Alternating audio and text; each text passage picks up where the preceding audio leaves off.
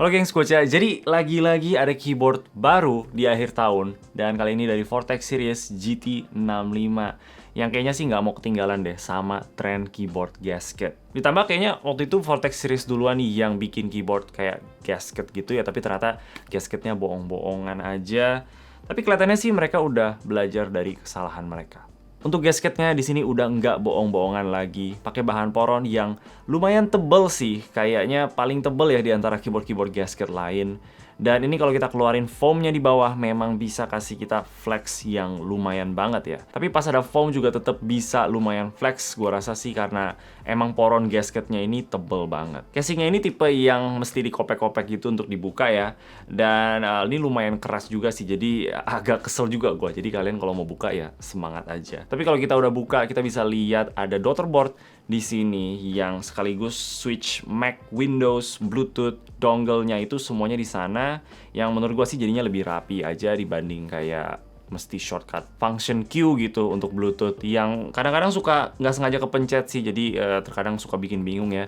Jadinya punya switch kayak gini tuh lebih enak. Satu hal yang gue pengen bilang aja yang ada ditanya juga di video press play gue kemarin, untuk rata-rata keyboard yang punya top casing dan juga bottom casing yang plastik-plastik kayak gini, mereka itu punya bahan yang agak sedikit lentur-lentur sih. Jadi lumayan fragile lah kalau kita paksain bengkokin bisa aja patah, terutama yang top casingnya. Oke, jadi tadi daughterboard mantap, udah ada daughterboard untuk keyboard gasket. Habis itu kita bisa lihat juga ada baterai yang besarnya di 3000 mAh. Dan yang menarik satu lagi karena kita di sini punya knob, dan knobnya itu ternyata punya PCB yang terpisah juga sama PCB utamanya. Dan kayak gini menurut gue jadinya lebih enak aja karena nggak mengganggu sistem gasketnya ya kalau kita pencet-pencet knobnya, jadi kerasa lebih solid aja gitu. Dan karena ini punya PCB yang terpisah, kita juga bisa lepasin knobnya kalau misalkan kita nggak mau ya. Dan orang Vortex Series-nya ada iseng bikinin kayak 3D design gitu yang bisa masuk ke dalam sana. Tapi gua tanya sih itu nggak available untuk bisa dibeli ke orang-orang. Tapi ya itu ada opportunity-nya kalau misalkan kita mau. Sayangnya sih nih ada penyakit kayak knob di keyboard-keyboard lain ya, dimana kalau kita puter itu volumenya agak sedikit delay. Gue pribadi sih memang nggak pakai knob ya, tapi karena gue udah punya knob di atas meja gue. Jadi untuk kalian yang belum punya, gue yakin kalian pasti pakai knobnya di sini. Dan untuk dapetin rasa delay-delay gitu, gue rasa kurang enak sih. Gue juga nggak tahu kenapa ya, hampir semua keyboard kayak gitu. Untuk plate-nya mereka pakai polycarbonate, dan untuk stabilizer-nya mereka pakai Durock V2 plate mount. Yang gue cukup kaget ya, mereka pengen pakai stabilizer yang lumayan bermerek gitu. Bukan lumayan lagi, itu malah bermerek banget. Tapi dari unit gue sih masih rattle-rattle lah kayak biasa ya. Jadi gue sih nggak terlalu rasain perbedaannya sama stabilizer yang biasa. Mungkin dalam segi suara bisa lebih enak, dalam segi smoothness juga mungkin bisa lebih enak. Tapi kalau dari segi rattle, ini juga masih rattle. Tapi ya memang kayak gitulah namanya preloop, mau ada merek stabilizernya atau enggak, tetap aja bakal ada yang nggak konsisten dari keyboard ke keyboard. Di sini PCB-nya udah support screw-in stabilizer, dan gue udah coba taruh Durock V2 sama Cherry PCB mount gitu. Dan ya emang bisa masuk, tapi sayangnya plate bawaannya itu nggak support. Jadinya kalau kita paksain, itu stabilizernya bakal nggak naik lagi kalau kita pencet. Jadi sayang banget, kayak opportunity yang kebuang gitu loh. Karena gue yakin kalau ini bisa screw-in stabilizer, bakal lebih mantep lagi. Mereka juga nggak ada plate terpisah kan ya? Ada nggak sih? Ya kayaknya sih nggak ada ya plate terpisah mereka jual yang bisa support screw-in stabilizer. Jadi kita terpaksa pakai yang ini doang. Dan ini nggak bisa. PCB-nya di sini udah jelas 5-pin hot swap universal, udah south facing juga. Dan ada juga PCB foam di dalam dan silicone pad untuk dudukan switch-nya yang biasanya sih bakal bikin suaranya itu lebih creamy. Yang kita bakal lihat nanti suaranya kayak gimana. Nah untuk keycapsnya sih ini pakai CSA profile yang gue sih nggak masalah sebenarnya. Ini juga bagus-bagus aja kok, tapi gue lebih suka aja sama Cherry profile. Legendnya tajam, terlihat konsisten sih sejauh ini ya.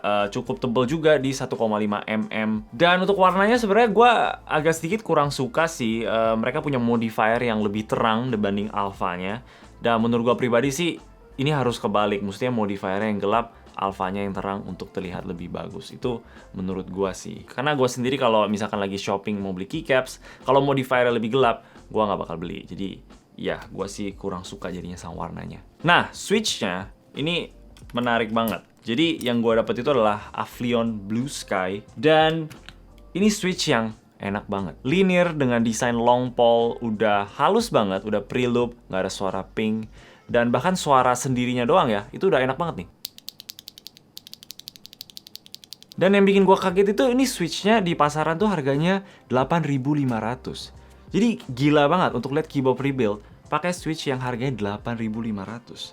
Ya mereka nggak bayar 8.500, gue yakin. Pasti ada harga pabrik sendiri lah ya. Tapi untuk kita-kita nih orang biasa yang pengen beli switch ini di pasaran, harganya segitu. Dan luar biasa sih, ini enak banget. Tapi ini memang versi yang lebih mahal. Mereka ada beberapa banyak switch kayak Gateron Brown, Yellow, JWIC Ultimate gitu-gitu. Ada Barebone juga kalau kalian suka yang kosong-kosong ya.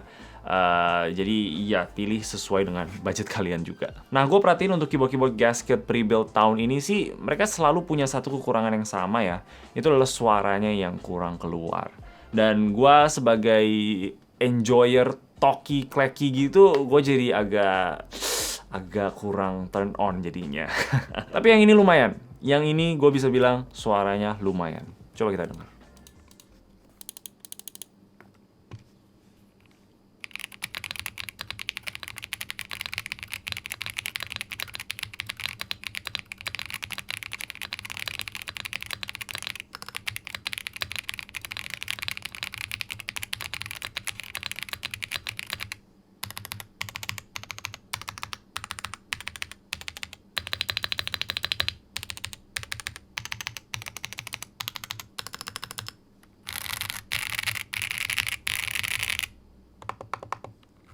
Suaranya ada rasa creamy-creamy-nya gitu, yang kayaknya sih kebantu juga karena foam pad yang di bawah tadi, dan juga pastinya karena switch-nya dan juga karena keycaps-nya. Jadinya menurut gue sih ini salah satu keyboard pre-built gasket yang suaranya paling enak. Tapi kalau kalian nggak suka, kalian lebih suka yang muted, itu juga nggak apa-apa karena itu preferensi masing-masing. Jadi overall GT65 ini punya typing feel yang enak, dan ini punya flex juga untuk kalian-kalian yang cari gituan ya.